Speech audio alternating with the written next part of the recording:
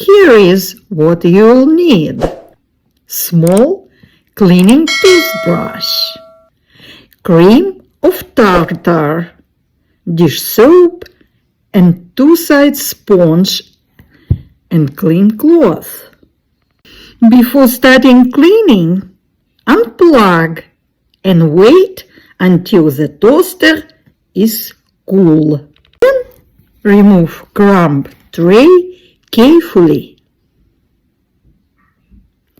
and delete crumbs into garbage or sink. Help yourself with toothbrush. If the tray is greasy, soak it with warm water with dish soap. If not, just give it a wipe and set aside. You can start cleaning inside the toaster by turning it upside down and shaking it over the sink to free up some of crumbs or burnt pieces of toast. Then take toothbrush and use it to brush out any particles on the sides trapped in the coils. Start at the top and work your way to the bottom.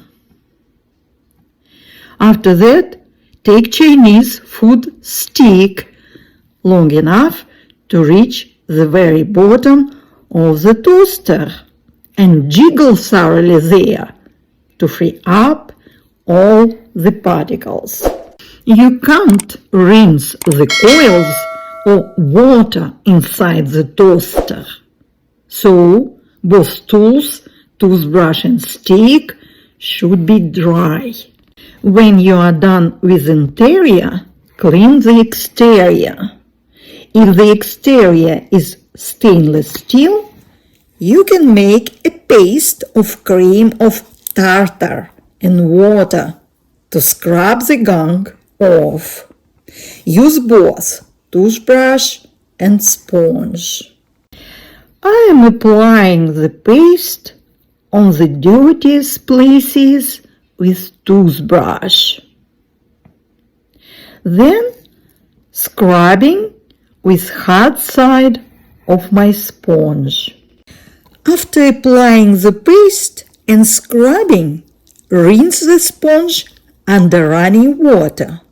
Squeeze it and delete excess of paste from the toaster exterior.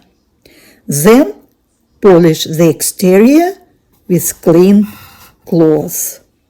Don't forget to rinse your soaked tray.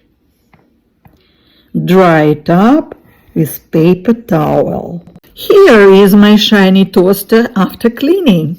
Write down a comment how you liked this cleaning method.